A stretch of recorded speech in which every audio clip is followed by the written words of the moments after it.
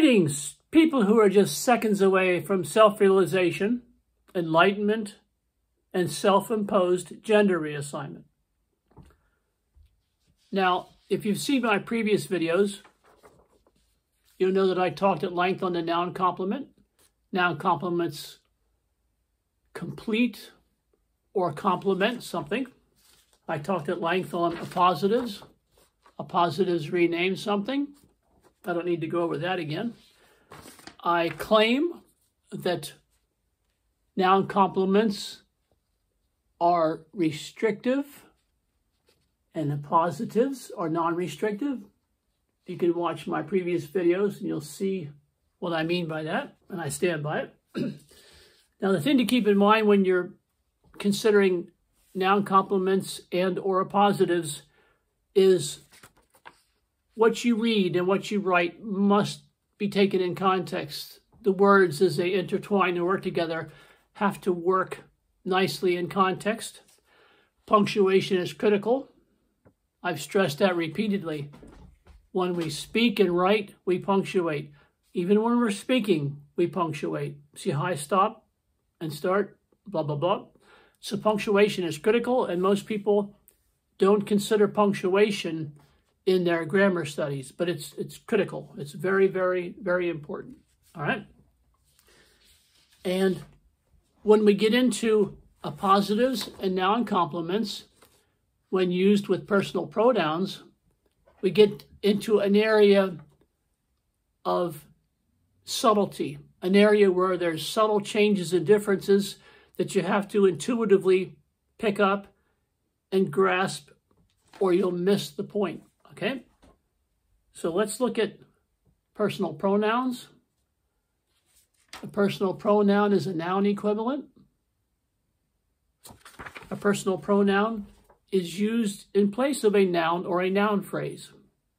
A personal pronoun refers to a specific individual or thing, or to specific individuals or things, plural. Okay?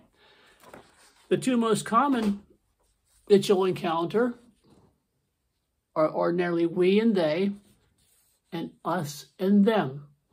Okay, when you see appositives and noun complements, they usually come with one of these four personal pronouns. When using these pronouns in a sentence or a discourse, two elements can be contrasted. In other words, when you're using these together, or these, you can contrast elements, and you can make the contrast perfectly clear, okay? Now, in the appositive or noun complement used with personal pronouns, if the referent pronoun is removed, meaning is not generally diminished. If we remove the referent pronoun, one of those pronouns, the meaning is generally not greatly diminished, okay? If the appositive or noun complement is removed, then the meaning might be somewhat less clear, okay? If you remove the noun complement or the appositive, the meaning might be a little bit less clear, all right? Now, I've laid the groundwork, and I can show you some examples.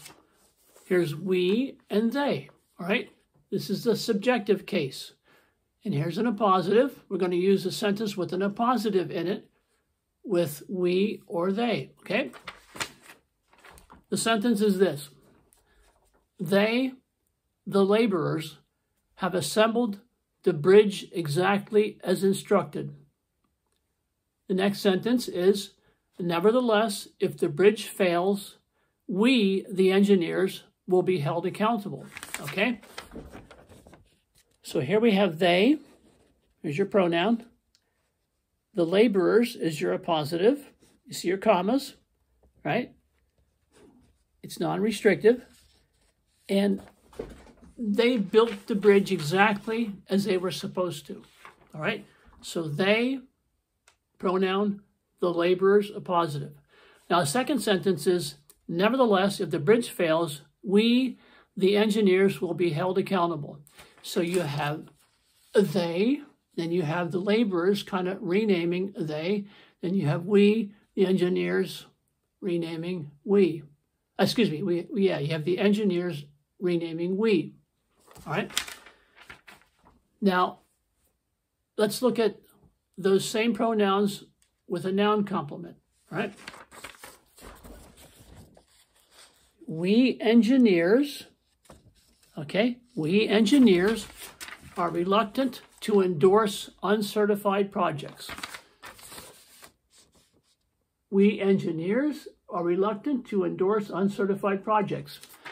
Now, kind of in your innate grammar inside the brain, you're kind of saying, we who are engineers are reluctant to, etc. Okay? Now, I went through this before in previous videos talking about the noun complement and how it shows up almost all over the place. So here we have what I said earlier. We have that subtle difference in here. We engineers, okay, we're speaking this, but in the mind we're actually thinking a larger structure. And that structure here is called a distinction phrase, or you would probably call it a relative clause. That's what you would call it in the old grammar way. But in there, the distinction phrase, you have the essence of the noun complement, and I talked about that in previous videos. In the distinction phrase or clause or relative clause, you have an element of noun complement stuff going on, okay? So here we have we, they, subjective, in the appositive here, and then in the sentence with the noun complement. All right, now let's compare that to the objective case. We would use us and them as our pronouns. So here's a sentence with an appositive in it. Actually, there's two.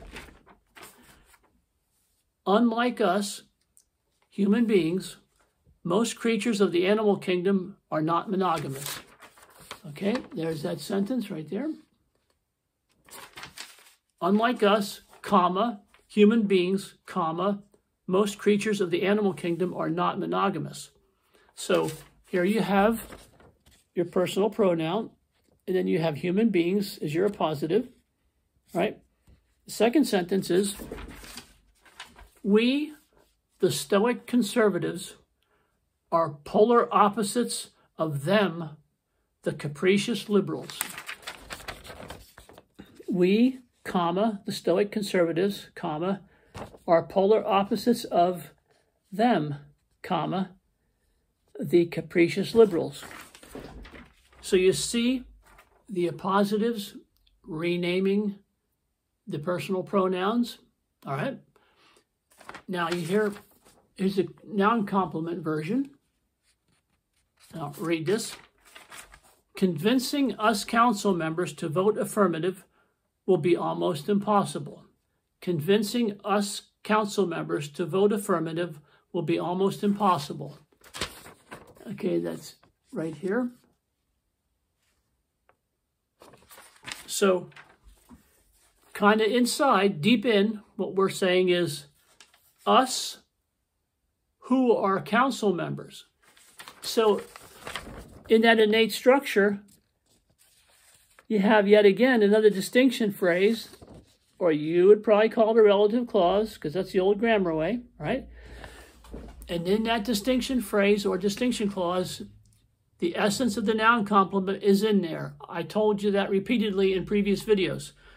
So convincing us council members, us, personal pronoun, council members, your noun complement. It's complementing or completing the idea of us. All right, now here's another sentence, noun complement. All right, let me read this to you here. Something, fate, creation, evolution, or whatever, has afforded us humans the option of doing evil. Okay, again, something, something, dash, fate, creation, evolution, or whatever, dash, has afforded us humans the option of doing evil. So that's what I just read with punctuation. And here again, okay, the word humans is the noun complement. Because what we're really saying deep inside is us who are humans.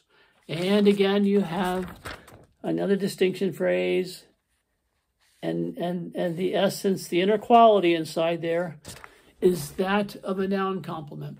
Okay, so if you combine that with my previous videos, you'll see now how appositives and noun complements work and how they work with personal pronouns and how they might kind of confuse you and trick you into thinking they are something that they are not.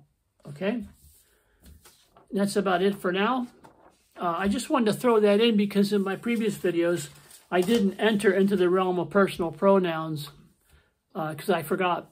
So that's it. So thanks for being patient, and I hope that was helpful. Good night.